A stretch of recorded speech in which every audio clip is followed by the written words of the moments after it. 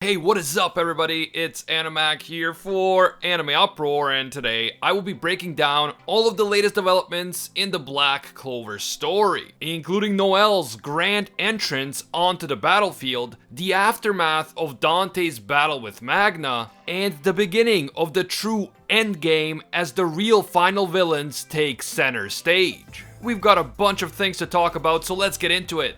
As always, if you guys enjoyed the Black Clover content here on the channel and you want us to keep it going, just leave a quick like and comment. It only takes a second and it's a totally free way to support the channel. And if you're new to Anime Uproar, or maybe you watch our videos but you just haven't subscribed yet, make this the video that you subscribe and hit that notification bell to turn on all notifications. If you don't go through the trouble of subscribing, hitting that bell, and then selecting the option that says all, you're still gonna miss a ton of our videos even if you are subscribed. It's just how YouTube works. You can also hit me up on Twitter and Instagram at Anime Uproar. Finally, this video will of course contain Black Clover manga spoilers, so please proceed with caution, you have been warned. We start off in the aftermath of the epic showdown between Magna and Dante. Dante is down and out, and Magna himself is barely standing. Zora has to basically hold him up physically so he doesn't fall over, and of course, Zora congratulates Magna on this amazing victory. Asta, Luck, and Noct then approach Magna and Zora, and both Asta and Luck are absolutely amazed by Magna's accomplishment. Asta calls Magna a true man, and Luck says that he looks forward to fighting Magna sometime in the future. Magna is definitely down for that, and he promises that he will win. I find that a bit hard to believe, knowing how strong Luck is right now, but then again, I never thought that Magna could defeat Dante, so I am not about to count this man out. Meanwhile, Jack is also stunned by what he has just witnessed. As a commoner himself, albeit one with an incredible magic attribute, he has a ton of appreciation for what Magna has been able to accomplish. And Jack is also impressed with Yami for being able to see the hidden potential in someone like Magna. Yami really is an exceptional captain, and the best way to see that is in the development of the people that he has recruited. But as everyone is celebrating Magna's truly incredible victory, somewhere below, Morris is still actively summoning more and more devils from the underworld. Morris senses that Dante has lost, and he wonders what magic was used to defeat him.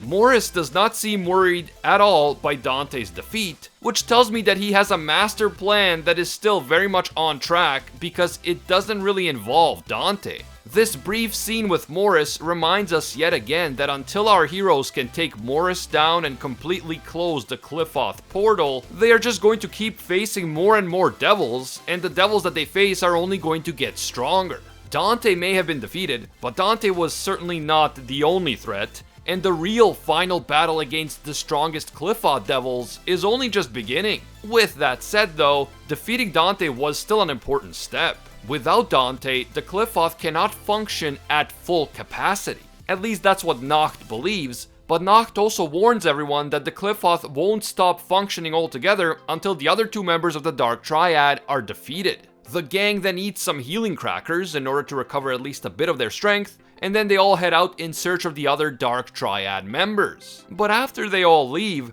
Dante's body magic suddenly goes berserk. Dante looks deranged, like he's not all there, and his body begins to morph in wild and monstrous ways. Jack is still there in the room, and he says that while Dante's regeneration magic is incredible, Dante has now lost all control of it. His magic is no longer stable enough for Dante to use properly, and in fact, Dante's entire body may be disintegrating before our eyes. Jack vows that he won't let whatever is left of Dante sour Magna's victory, and so he proceeds to cut Dante. We don't get to see exactly what happens after that, but it is implied that Dante has lost control, both of his mind and of his magic, and that Jack is about to put him out of his misery once and for all. Does this mean that Dante is going to straight up die off screen? Maybe, but maybe not. I wonder if Lucifer is going to be able to somehow hijack Dante's body and use his body magic to essentially create a new body for himself.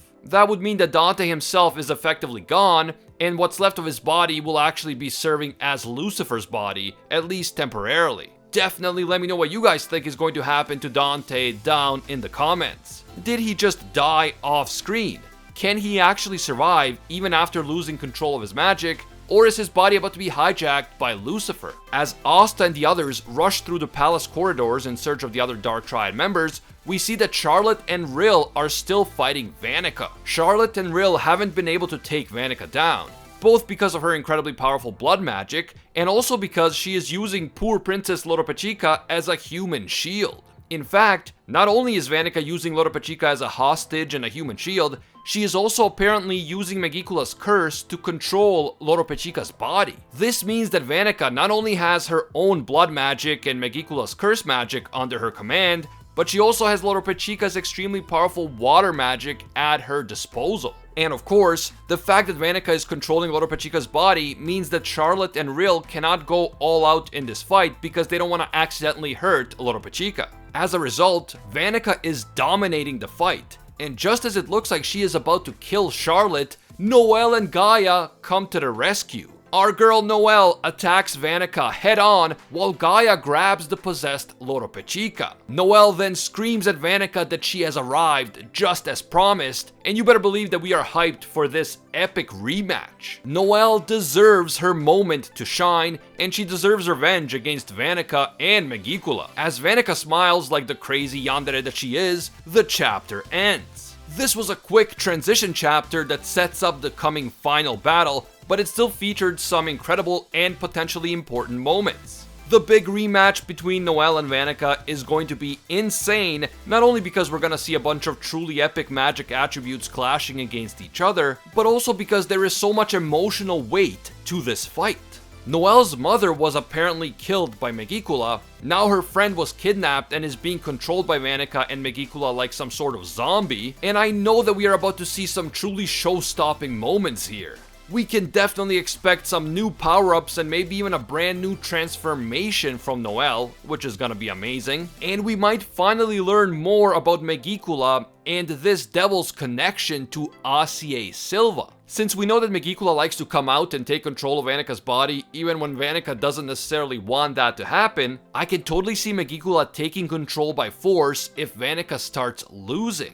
And that is when we finally might get an Asier Silva backstory. I've always felt that there was more to the Asier and Megicula story than meets the eye, so I hope that I will be proven right during this fight. I'm also curious to see what will ultimately become of Dante, or rather, what will become of what's left of him. And what about Xenon? Can he prove to be a tougher opponent than Dante, or will he also falter once he is faced with the full power of the Clover Kingdom crew? Personally, I think that the real villain to watch right now is Morris, and also whichever highest ranked devil emerges from the Gate of Qliphoth next. I've been saying for many months that the Dark Triad are not going to be the final villains of this arc. The final villains will likely be the strongest devils, including Lucifer, and potentially Morris himself. Morris has already proven himself to be incredibly sneaky, intelligent, and dangerous, and it is likely that he has been manipulating the Dark Triad all along in order to get what he wants. Even though he sensed that Dante was defeated, Morris wasn't worried at all, which tells me that he has something else planned, something much bigger than the Dark Triad.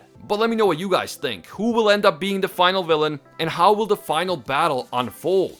Is the Dark Triad themselves going to remain relevant, or are they going to be upstaged by Morris, Lucifer, and the other highest ranked devils? Finally, do you think that there is more to the story about Asier Silva and her death at the hands of Megicula? Definitely share your thoughts down in the comments below. If you enjoyed this Black Clover video and you want to see more content here on the channel, please leave that like to let me know. It only takes a second, but it helps a lot. And if you are new to Anime Uproar, or maybe you watch our videos but you haven't subscribed yet, do me a favor and make this the video that you subscribe and hit that notification bell to turn on all notifications. You can also hit me up on Twitter and Instagram at Anime Uproar. A big thank you to all of our Anime Uproar patrons for making videos like this one possible. Special thank you to Alpha Sigma and Red Haired Raven. These guys are absolute mad lads and disciples of Lord Twigo himself. And I can't forget all of our The One tier patrons, the ones who rise above all other clans, including Ingrata, Pate Hefa, Aljatal, Dr. Cortman, The Toasted Chi, Rai Carlo, Slickback, Emperor Otaku, Spidey Life Tunnel, Tungsten Tarkus, Baked Buddhist, and Cody Hebert. Finally, thank you also to our Pro Hero tier patrons, including the one and only Gilgamesh, Angel Cruz, Anatoly Kazatsky, Cricket XP, Very Gucci, Alicia Octer, Bonnie Parks, Hinokami and Water, Ted No Ted, iSparky65, Joanne Garcia, Fatboy Games, Metal Mama, Corey McGowan, Deadly Saint, Soul Ray Slice and Dice, and Pillow. If you enjoy our videos and you feel that they provide value to you, consider supporting us on Patreon. Even a single dollar will give you access to our Patreon exclusive Discord, and your name will appear in our videos along with these amazing people. As always, thank you guys so much for watching, and until next time, see ya, Space Cowboys.